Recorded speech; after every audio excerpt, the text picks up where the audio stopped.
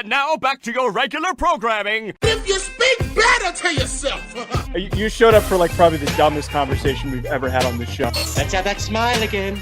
Tell me how that happens. Physically should not happen. Relax.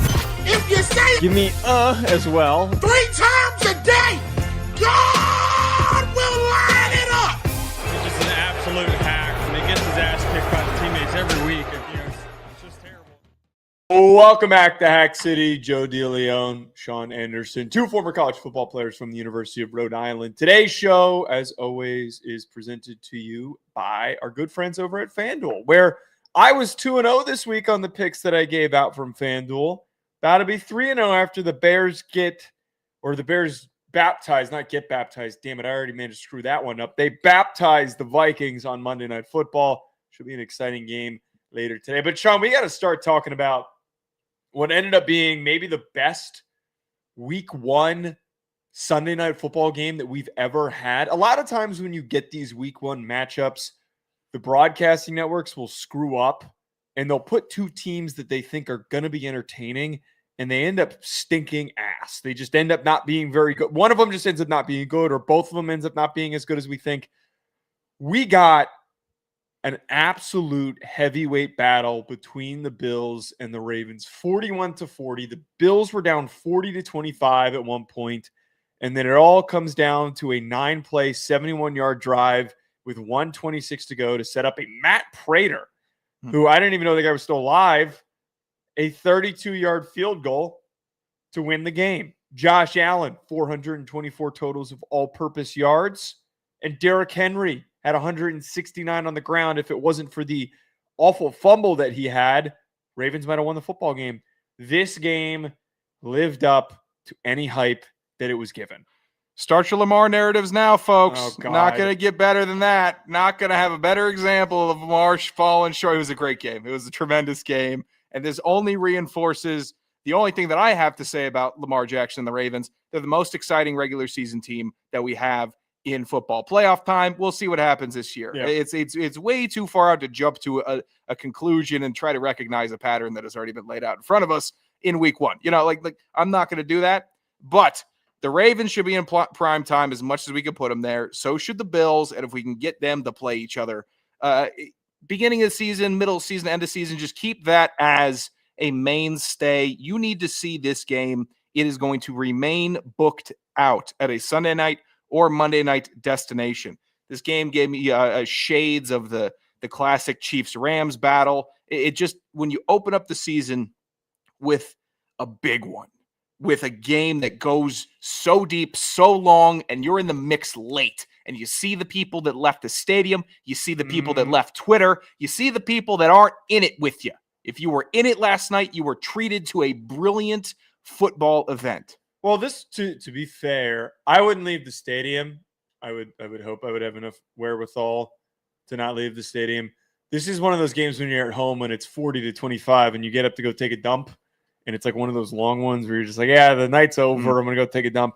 And then you come back in the living room and you look up at the TV because you've just been scrolling on Instagram. You're not looking at Twitter, so you don't know what's happening. And you look over at the TV and you go, how the shit are the Bills driving right now? What's it? How did this happen? How did we get here? This was one of those games where you don't want to miss the final stretch. The fourth quarter was incredibly entertaining.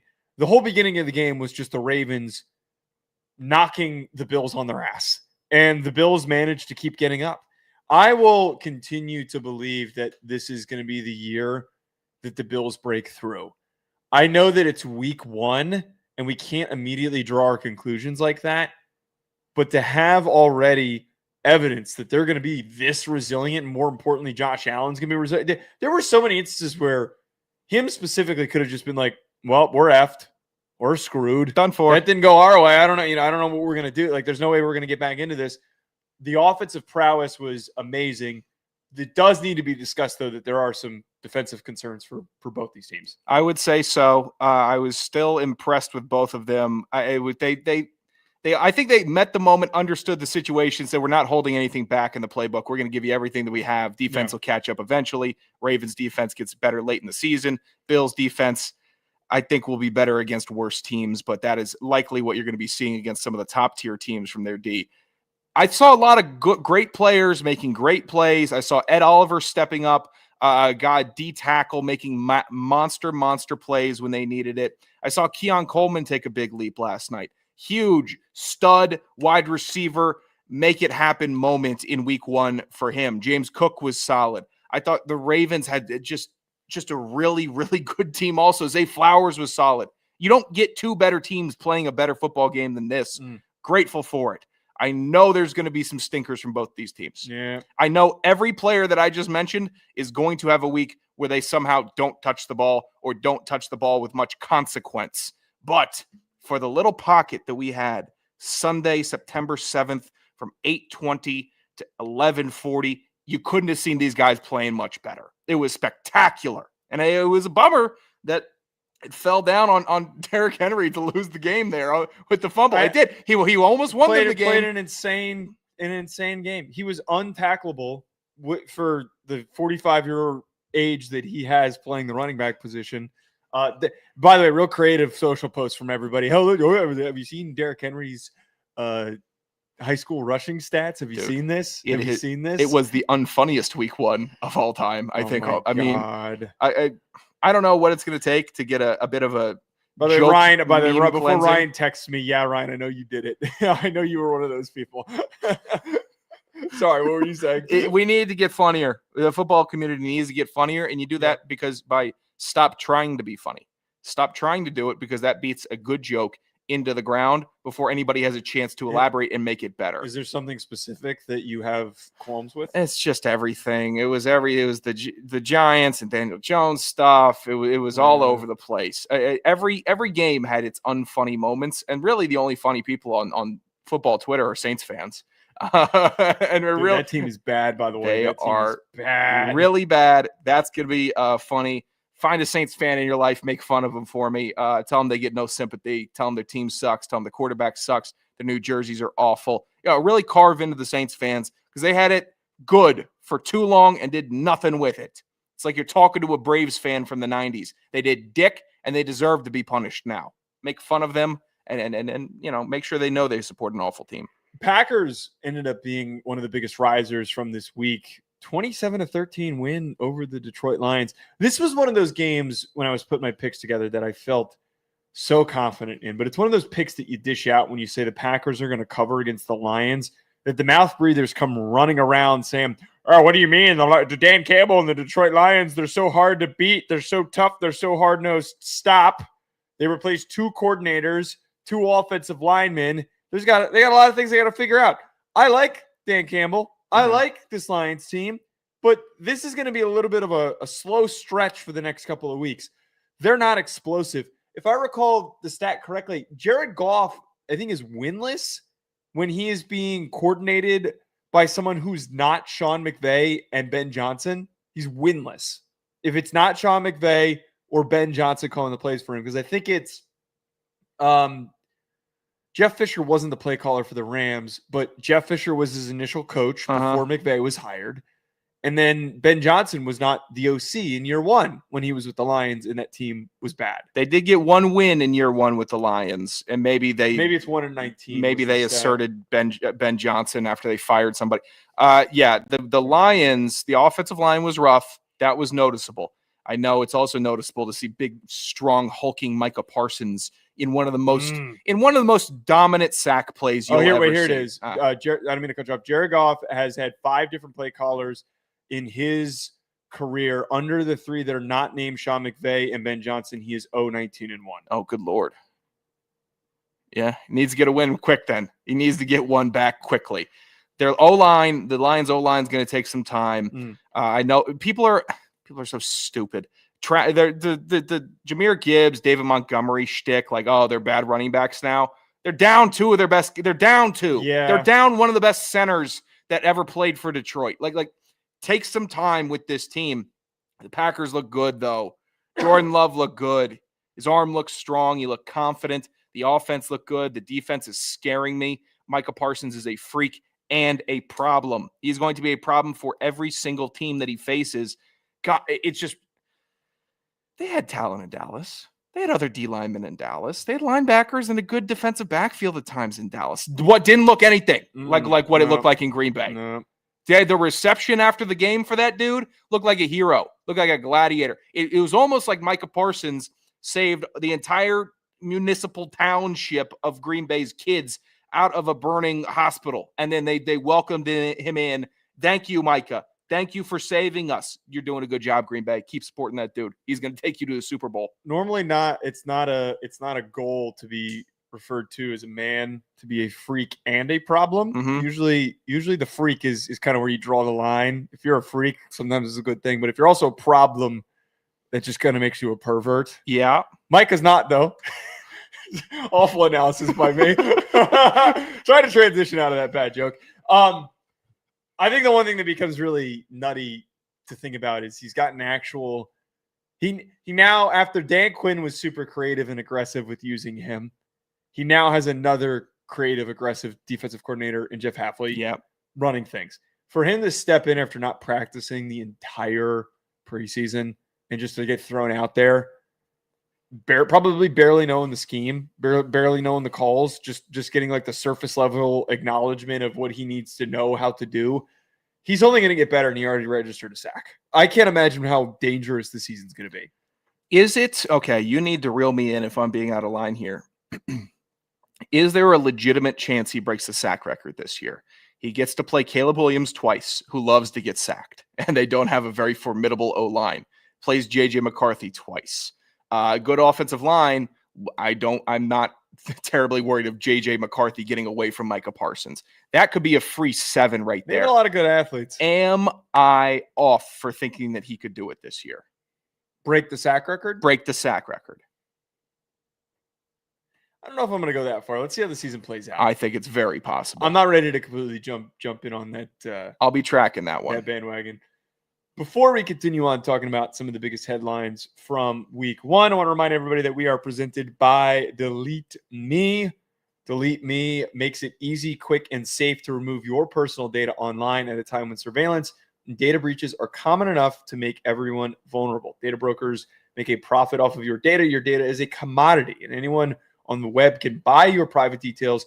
This can lead to identity theft, phishing attempts, and harassment. But now you can protect your privacy with Delete Me. The New York Times Wirecutter has named Delete Me their top pick for data removal services. Again, as somebody who's public, does content full time, I don't want anyone breaking into my social accounts. It is a constant fear of mine as an anxious person. Having Delete Me to lean on makes me feel a lot more at ease. Take control of your data and keep your private life private by signing up for Delete Me now at a special discount for our listeners.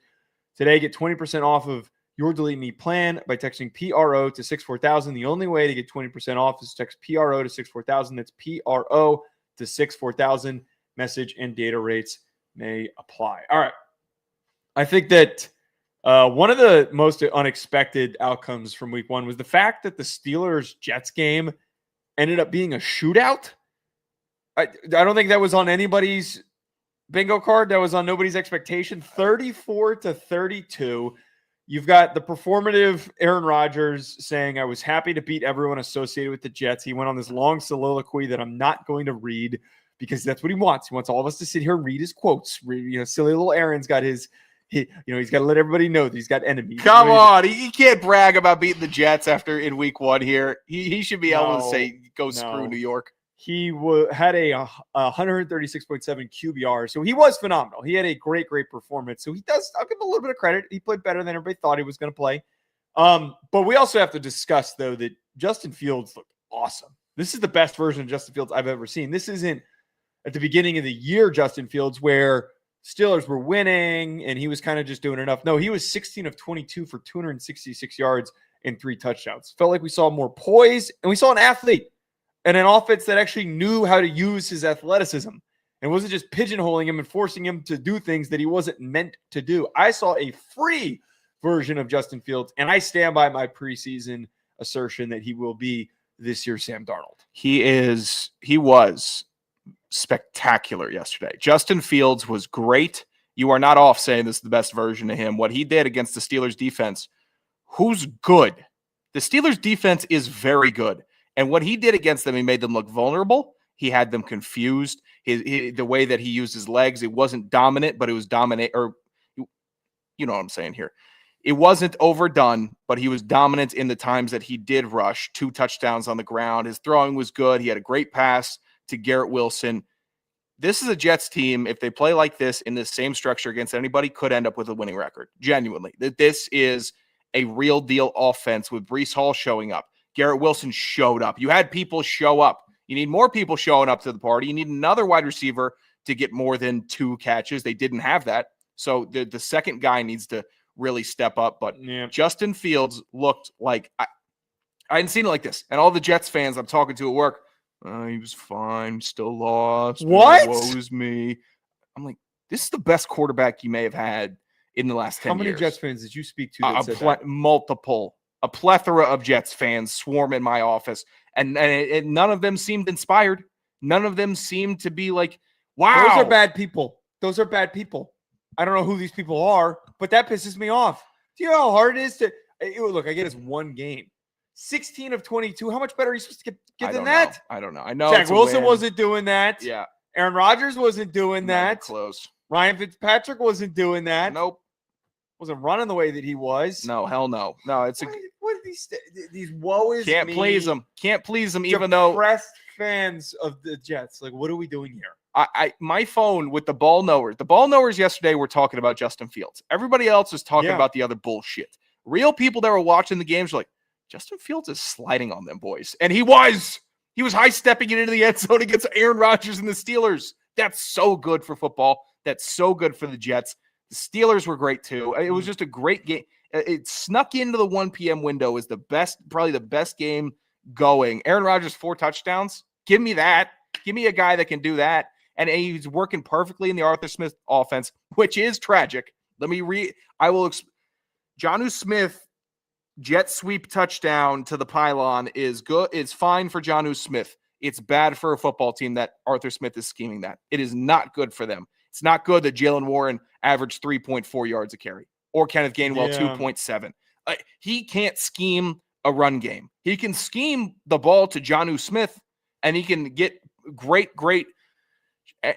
Arthur Smith is very good at play action. So is Aaron Rodgers. That's a match made in heaven. I thought it was going to be Russell Wilson and Arthur Smith clicking because Russell Wilson found so much success with read option stuff, deep play action stuff, throw the long ball when you have the mismatch after a 4-second drop, and then put it in the bucket. Like, that was Russell Wilson's bag. He sucks now. He sucked last year. All right. Aaron Rodgers still can do that aspect of the game, which is fake the handoff, roll out, 20 yards down the field, my guy's open, I can hit him. That is all they need to do, but it's not all they can do because Caleb Johnson can't have -2 yards. Jalen Warren can't rush the ball 11 times. It's so confusing what he decides to do with the running backs in his offense that it renders it inefficient. You beat the Jets. Great. The Jets are good to middling this year. They're going to face better teams that are going to stop them.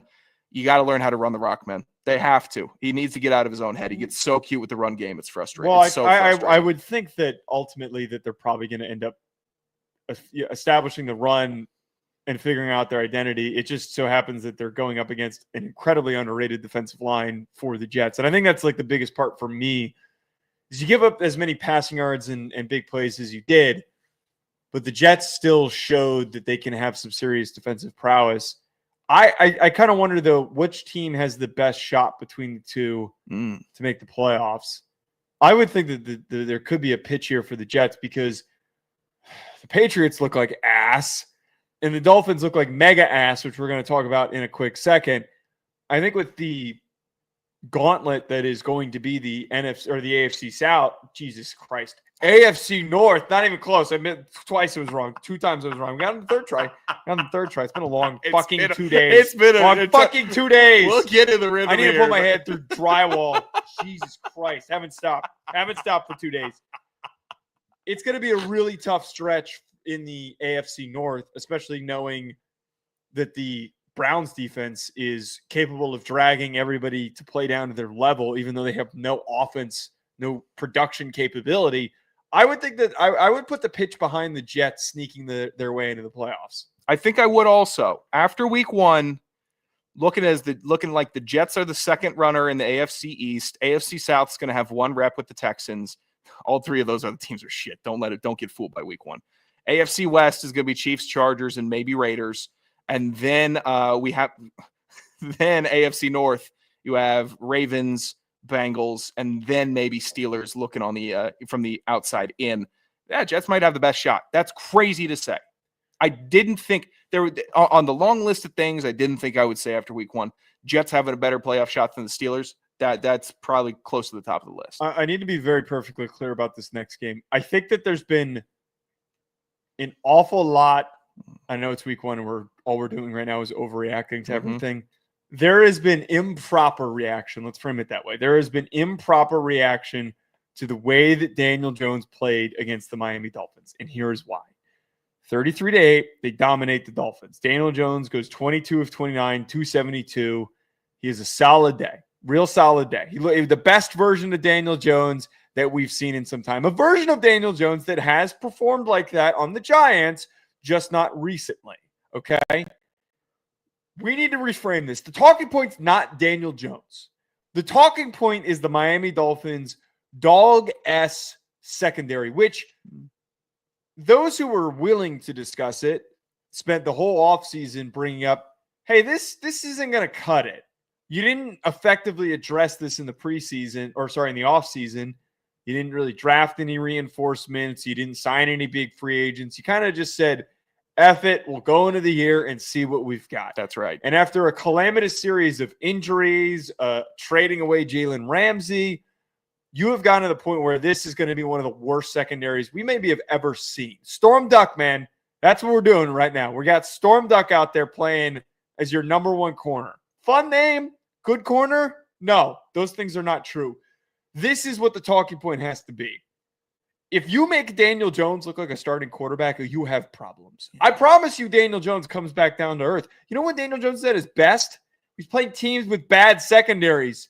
This is the problem with Daniel Jones. And he did this bullshit where he had that one good game against the Buccaneers his rookie year when they didn't have a secondary. That was a pretty good game. And Giants fans latched onto that shit for 4 years. They didn't stop talking about it because it was one game. He does this. He has one game where he looks a little bit above average because he is a merchant at succeeding against ass defenses. But when you ask him to actually do anything against a team that's a little bit below average, he's going to stink it up. Colts fans, don't get your hopes up. You're going to be truly, sorely disappointed. This is not Sam Darnold. We need to point the finger at Mike McDaniel for being an asshat for not handling this defense.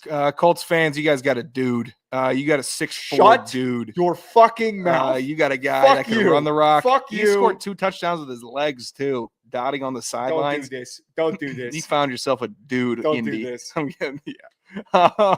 Here's what I'll tell you. Right now. I will crash out on you. Here's my pushback is that Miami has a bad secondary, but this secondary won't come near the worst secondaries of all time stats-wise. It won't, the numbers, all of it, it probably won't even crack the top 15. You know why? Because people aren't going to need to throw the ball against Miami very much. Because this team is so bad that I expect in the second halves of most games, if not all games, the other team will be running out the clock. That is all they need to do to beat Miami. The offense looked awful. Tua looked terrible. Tyreek already looks unhappy. It's week one. He already looks unhappy. There's other players looked unhappy, but they still have hope. They still have some optimism. There's a reason why you could say, I get your frustration. Tyreek looked unhappy. He looked like a man that said, I need to get out of Miami. How am I still in Miami? How is this still happening to me? It shouldn't be. He's a better caliber player than what that team does. They don't respect the sport of football. They're a bad team that lost to the Colts aren't a good team. The Colts aren't that good. No. Pittman Jr.'s okay, decent. I'm not going to knock him. Defensively, I think they're pretty good. They've got athletes, and Lou Anarumo is a great defensive coordinator, and he actually has some athletes to use for once. But outside of that, no. I mean, we got to reframe and really.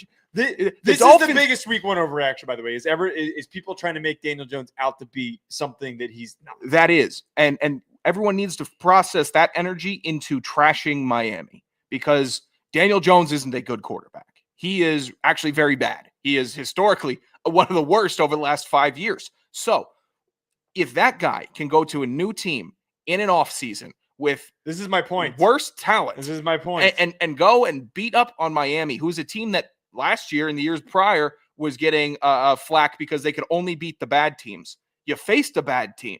You got smoked by a bad team. What happens when Miami faces a good team? Remember the chatter about, oh, we're tired of being Miami's tired of being looked at as soft, can't win, can't do this. McDaniel has been a jackass at the podium. He doesn't know his narrative. He doesn't know what Miami stands for. That's because he let players run roughshod over him for the first 3 years because he was funny and quirky and a millennial young coach. It was a mistake. They should have clipped them. This season is going to be very bad for Miami. They will be in contention with the Saints at the bottom, at the basement. Because if you can't beat Indy in week 1, who can you beat? Who are they beating? Well, I see when we get all these like mock drafts, early season mock drafts, and I've done quite a few of them in the off season, like a psychopath. Miami's not really that high up there in projected draft order. I would argue, I think Miami is worse than the Browns. I think that Miami is worse than the Giants. Agreed. I think that Miami is significantly worse than the Jets, which after week 1, we've got evidence of that. Jets would crush them. But they got Chop Robinson and they got Bradley Chubb back. Some of the other teams that Sure. Chop Robinson. I'm not gonna I like Chop. I have no reason to try. Fine. I have no reason to knock Chop. Yeah, but if Chop is who you're bringing up, that this is gonna be my difference maker. He's not. He's one of those guys that works well when you've got a loaded group. But if he's your premier rusher, he's not I don't think he's a very good run.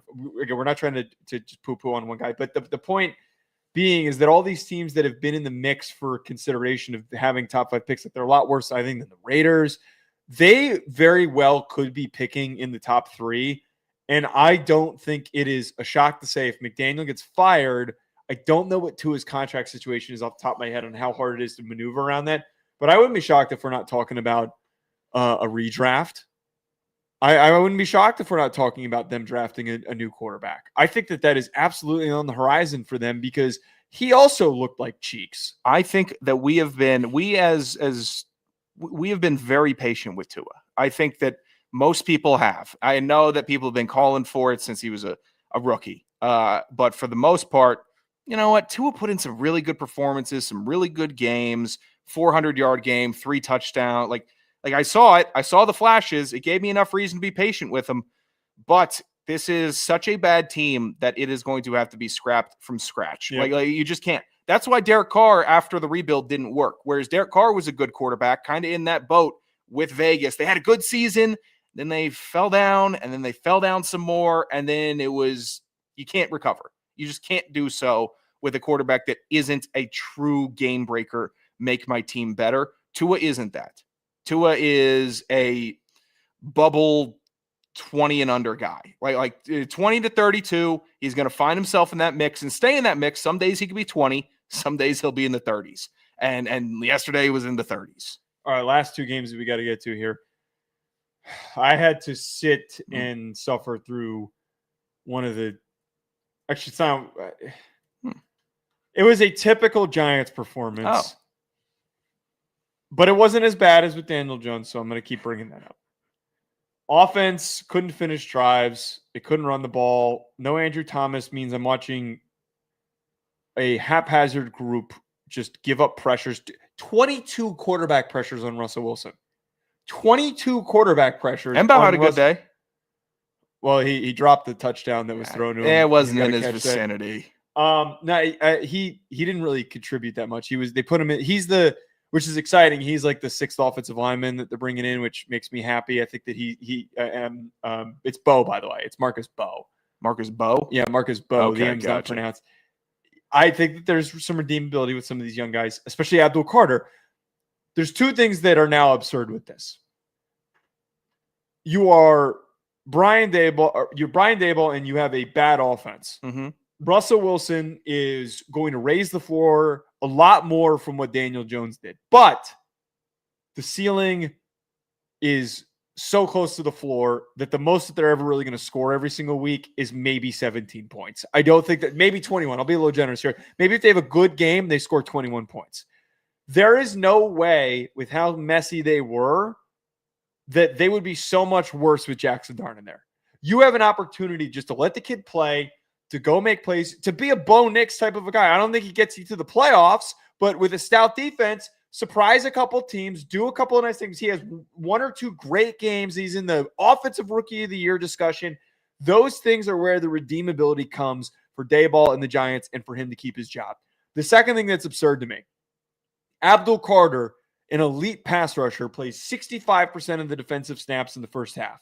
Plays 41 in the second half. Mistake. It was awesome and exciting to watch this young man block a punt. He was flying around. But then when we go back and we rethink about that for a second, why is the 3rd overall pick being used as a punt rusher? Why is that all we're getting out of Abdul Carter? Well, he's got to earn his spot, man. He's got to earn his spot on the team and earn his. It's a total mistake. Put Kayvon on that. Put Thibodeau on that. Make Kayvon the holder. Make him the damn holder. I'm over this. Abdul Carter doesn't come off the field. Your run defense was ass. Just keep him on the field. If your defensive tackles can't play, have him play with defensive tackle. And that's literally what they did. There were a bunch of clips of him in third down situations where he was completely juking the interior offensive lineman of the Commanders. That's just not a fair matchup. That's so unfair for the big fellas. Like I said, the Commanders' offensive line would be better than expected. It was. And that's going to be one of the 2 teams that the Giants really struggle with for a pass rush. So I think that Jaden Daniels didn't look great. I think the defense for New York had him confused at times. Yeah. I think the defense for New York flew around more than expected. It wasn't the Jaden Daniels 3-hour session of him just calmly dotting you up. It was, we have to run some offense and we have to make some extra effort plays. Good for your defense.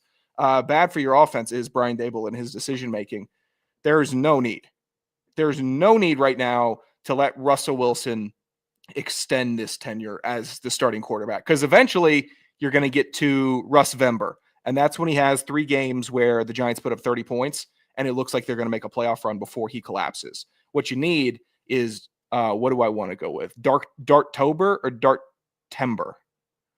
Darktober. Fine. We'll middle around in September. They'll be bad, and then they're going to be 0-4 because they have the Cowboys, Chargers, Chiefs as their next 3 games. Oh my God! Well, they get the Saints in Week 5, so that's what I've been. Crack the kid open for Week 5. Let's go. Russell Wilson for the next 3 games. He gets those killers. Oh my God! Well, so I keep writing this over and over again in all my Giants stories. I keep saying.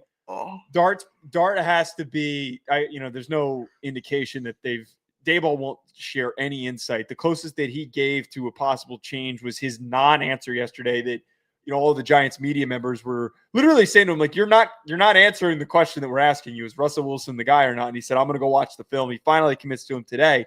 But I feel like if we're just talking about smart planning, we're not throwing Dart in against the Chiefs. We're throwing him in against the Saints, and he outduels Spencer Rattler, and we're starting to feel good about ourselves. I would be happy about that. God, you know what? He looked good in the preseason. That's big to me. Him looking sharp in the preseason lets me know that he's got a head somewhere up there, or he's got the physical capacity to work against NFL defenses. I'm excited for him. I want to see him in New York.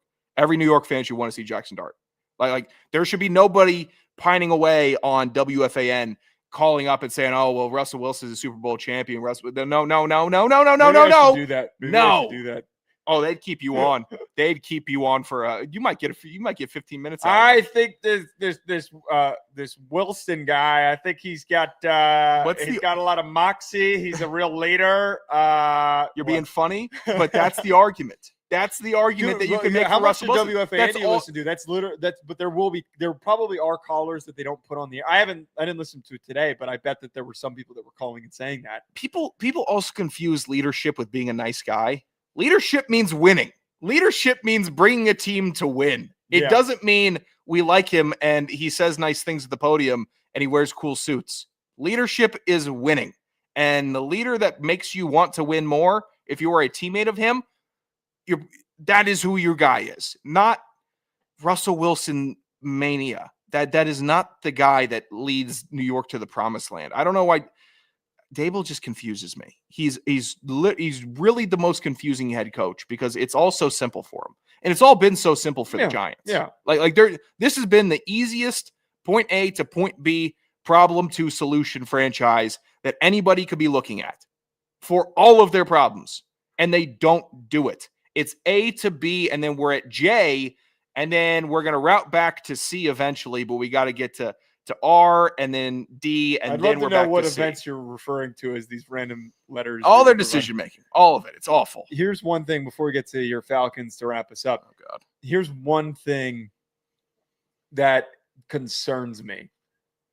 They were 3-0 in the preseason. Mm-hmm. The whole team looked sharp in the preseason. Energetic. I know that there's, we're not dumb enough to do the whole, whoa, they went 3-0. That means they're winning the Super Bowl. No, we're not that dumb. We're not doing that. But if we're willing to look past the outcomes of the games, they executed. They were fundamentally sound. They were focused. They had juice. Like you said, they were energetic. They looked happy to be playing football, which Yes. a lot of the Giants at the end of the game did not look happy. You want Malik Neighbors happy on your team, because you know what happened? The one good bit yesterday was every other team in the NFL seeing Malik Neighbors upset with a towel over his head and saying, hey, Malik, we got you in a couple of years because we are going to break the bank for your elite wide receiver skills. Please and thank you. He's going to stay in New York. I pray that he stays in New York. The point, though, that I was trying to get at, though, Dart was awesome in the preseason. So I'm a little worried if there was this much of a drop-off and the team suddenly reverts back 2 years to the sloppy mess that they were after the year following I think it was 2023 when they had that huge hangover after the playoff season. They looked exactly like that version of the Giants where nothing was going right and they were just a big, sloppy, listless mess. If that's what they revert back to, does that mean that all of Dart's performances were a lie? I'm like really worried. I don't think it's the case. I don't think it is. I don't think it is because he showed some nuts and he showed some things that usually show up and translate to on the field stuff because he's decisive. He's staring down pressure. He's making checks to the line. All those things translate. But I just have this inkling of a fear that we got so caught up in a great preseason for the whole team that he'll show up and he'll start playing, and then all of a sudden we realize that wasn't real. I think starting Russell Wilson right now is cowardly for the Giants, and it was cowardly for the Steelers last year. And it is cowardly for the fact that these teams have been teetering on really bad to in the hunt, both of them. Talent-wise, most more towards the Steelers side of things. But you sign Russell Wilson, and Russell Wilson is the makeup that you put on because you don't want people to think that you are ugly or that you have wrinkles or that you have blemishes, whatever it is. He is the makeup. And you say, well, this guy is a pro and we are a pro football team and we have a professional quarterback that's done great things. And that's our makeup. You don't worry. Hey, we're pretty. We're pretty. Don't think that we're not. We got this guy. Whereas if you start Jackson Dart in New York, that's walking out of the crib straight out of the shower, saying, this is my face to the world. This is me. No makeup, nothing. This is my future. This is me. This is my team. And the Giants don't want to do that because they're all of their jobs are in jeopardy. GM, head coach, assistant coach. They've been so bad, and they know they've been bad, that they still need the makeup. Don't. Go with the guy. Run the risk. Nobody ever gets out, and no one's just out of football also, by the way. All these guys get hired eventually, and they work their way back up. It's all cyclical, okay? So just go, take the makeup off, and go and try to be a beautiful team that you can be, because they could be. All right, before we get out of here, your Falcons had a depressing game. I'm just going to be completely frank. I didn't watch a second of this game because I was so locked into my team. I heard you having a hissy fit in your room. That's the only way that I could describe it. 20-3-20 loss after Youngwei.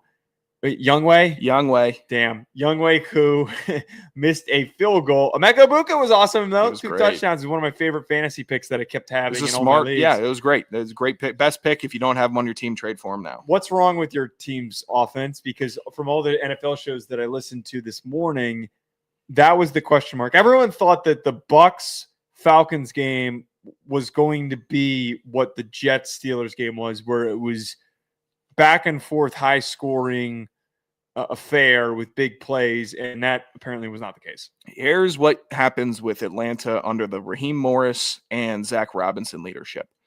They will start the first quarter nicely. They'll score a touchdown. They'll get a field goal. Offense will be moving. Then they quit for the second quarter. And then they go into halftime, And then they come out of the third quarter even worse than the second. And then the fourth quarter, they wake up again because their defense has enough talent to keep them in a game. And then it's time to go have a game-winning drive instead of just beating a team down into the pulp that you definitely could be. Why does that happen? Well, they get found out easily in Zach Robinson's offense. It's so much pistol. There's no variance in the plays. It's either this play or that play. It's a run inside, a run outside, or a pass play. It's really, really inefficient. It's not the best way to use this team or these players. I don't think he's a good play caller. I think Raheem Morris, I don't have many complaints for him other than you lost. That falls on the head coach to me. Bijan Robinson looked fine. It was a messy game. It was weird. Baker tried to give the game away like he always does. Michael Penix Jr., though, if I can pine and wax poetically for a moment, kid's the truth. This dude's the truth. After a 20-point offensive performance? He's got a laser arm. He's got the guts. He made the throws. He didn't have Drake London for the last possession. Like he just is that guy. He has the composure. When he drops back, he's going to throw picks, and they're going to be bad, and he's going to throw a ball at the foot. But at the for every drop back, the immediate thought is, well, here it comes. Here comes the first down. Here comes the laser beam delivery. Here comes the collapsing pocket and the wherewithal to escape that, extend the play, and not do anything that Kirk Cousins would have done the year before. He has it all. He's an absolute demon in the pocket. And once they stop dicking around with him, once Atlanta says, you got the receivers, you got the tight end, you got a running back that can take a 50-yard screen to the hizzy, go do it then. Go let it happen. Enough of the pistol handoffs. Enough. They don't work. You don't have your run blocking right tackle, Caleb McGarry, anymore. Stop trying it. Run a real play. I'm over this Zach Robinson dude. One guy on the McVay tree that stinks. The one guy on the McVay tree or Shanahan tree, wherever he came from, he has been the dud, the runt of the litter, the guy who has had every toy and player and stylistic offensive opportunity in his possession to turn it into squat. I am done with him. Do something with the offense because there's no reason for Bijan Robinson and Tyler Algier to amass such short yardage. It's not realistic. I think there should be some optimism, though, for this team. I'm only optimistic. I really am. 23 points. I mean, them against a team that's supposed to have this really aggressive, dynamic passing attack, and Bucky Irving's fantastic. I know they're without Tristan Wirfs, but to hold them to 23 points is. I was happy with it. No pressures on the quarterback either. Night and day from last year, if that's what they're able to accomplish. But I don't know. I feel like there'd be more qualms with Penix. I didn't get eyes in this game. I'm not going to sit here and pretend and try to analyze I have no qualms with Penix. I've got qualms with Rook. I've got qualms with Jalen Walker because you want Darius Alexander. He's not doing shit. I saw Jalen Walker do exactly what he did at Georgia, and that's hover at the LO line of scrimmage and then try to beat the quarterback to the sideline. That's all. Yeah, that was all. That's all he does. And I'm like, this isn't a pass rush. Yeah, it's not a pass rush. That's the fallacy if you're buzzing of Jalen Walker when you've got the guy with no length and whose only move was that he would juke out interior. Literally, this is why he didn't do that well. I was so frustrated with him as a prospect because I didn't know what to do with him. He was a fun player to watch in college, but he's one of those guys who doesn't translate that well to the NFL. And already it sounds like from what I saw on Twitter, there's frustration for his performance because, again, all he used to do was they would rush him from the interior and he would be too quick-footed for guards to keep up with, so he would get home. But then when we asked him to rush against competent offensive linemen, he's getting stonewalled because he's got no length and he's got pretty good bend. He's just not big enough. Can't do it, dude. He doesn't have a pass rush bag. He doesn't have any hands. Doesn't have a pass rush bag. He was an inside linebacker that they used as, I don't even know what to call it. It was like a stand-up inside linebacker. It was like it's like a perma QB spy. It's a slightly bigger Ivan Pace, which is why I'm not a big Ivan Pace fan either, is that he doesn't have the eyes to play linebacker. He doesn't have the length in the hands to be a pass rusher full time. So you're kind of just there. And in the fourth quarter, Baker Mayfield extended drives on third down with his legs open in the middle. Where are you then? How are you getting deked by Baker Mayfield? I love Baker Mayfield. Everyone should. But if you are the first round draft pick for the Atlanta Falcons and your job is to, what did I say, pork? No, you said prick. Oh, God, pardon me. Prick. Just get the passer. Get the passer, even if he turns into a rusher. And he didn't. It's going to be a miserable season again for the pass rush. It really will be. And Terry's gone after this year. Terry Fontenot out the door. So is Raheem. All right, we got to get out of here because I got Rufino and Joe to get ready for. At Joe DeLeone, at Sanderson Radio, at Hack City Pod. Call in, leave us a voicemail for the Thursday show, the mailbag, and the bets show, 201-834-4308. Today's show was presented to you by FanDuel. We'll talk to you later.